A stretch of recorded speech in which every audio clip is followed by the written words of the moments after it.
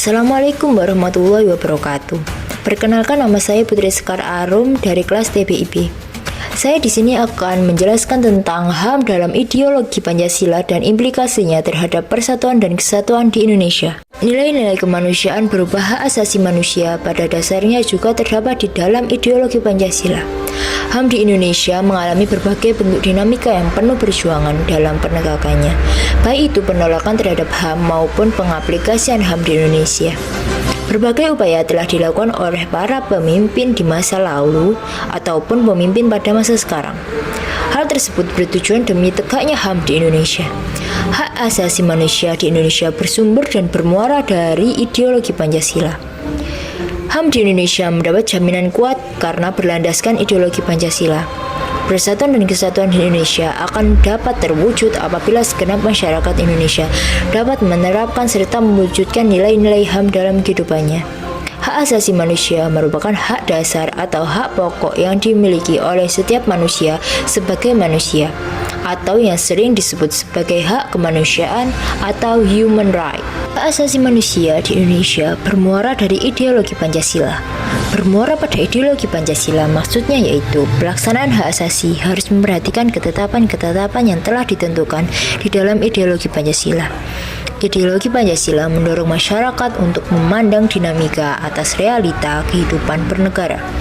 Hak asasi manusia dan ideologi Pancasila dapat ditemukan bahwa manusia ditempatkan pada keluhuran harkat dan martabatnya sebagai makhluk Tuhan Yang Maha Esa dengan kesadaran untuk mengemban kodratnya sebagai makhluk pribadi dan sekaligus makhluk sosial.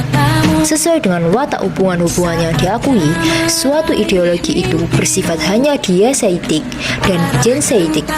Sebagai contoh, komunisme adalah ideologi yang hanya bersifat dieseitik karena ideologi komunis hanya mengenai hidup di dunia, tidak mengenal Tuhan dan tidak mengenai kehidupan kelak. Sedangkan Pancasila adalah ideologi yang bersifat dieseitik sekaligus bersifat genseitik. Pancasila bersifat dieseitik karena mengenai kehidupan di dunia, sekaligus juga genseitik karena mengakui adanya Tuhan dan juga mengenai kehidupan sesudah kehidupan di dunia ini. Dalam pernyataan sebelumnya, dikatakan bahwa ideologi merupakan seperangkat ide asasi di mana ide ini bukanlah sembarang ide atau pengertian, tetapi sebuah ide pokok yang fundamental atau mendasar karena menyangkut hakikat manusia. Lahirnya ideologi Pancasila secara historis diambil dari nilai-nilai kearifan lokal, nilai-nilai kebudayaan, dan nilai-nilai religius yang telah tumbuh dan berkembang di Indonesia sejak dulu. Pancasila secara etimologi berasal dari bahasa Sanskerta yaitu panca dan sila. Panca berarti 5, sila berarti dasar atau makna sebagai aturan dasar dalam perbuatan suatu bangsa. Ideologi Pancasila merupakan ide-ide atau gagasan-gagasan pokok yang hidup, diangkat serta dirumuskan oleh Soekarno, Muhammad Hatta, dan yang lainnya menjadi sebuah ideologi yang sekarang dikenal sebagai ideologi Pancasila.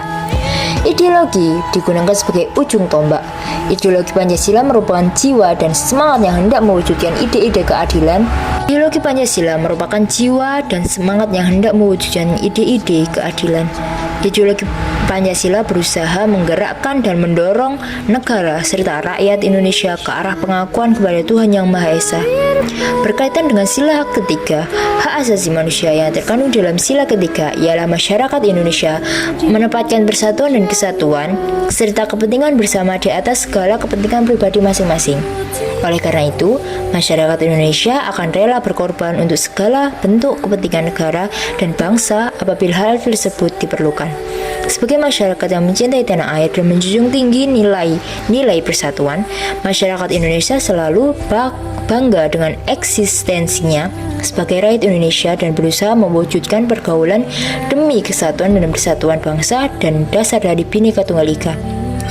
Perumusan HAM dalam ideologi Pancasila telah dirumuskan sebaik-baiknya oleh para negarawan.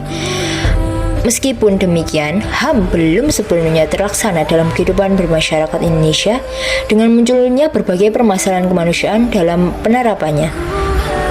HAM dalam falsafah negara ataupun dalam ideologi Pancasila menegaskan bahwa negara Indonesia sangat menentang segala bentuk diskriminasi, penganiayaan ataupun sikap intoleransi dalam keberagaman, kehidupan sosial, dan dalam kepemimpinan.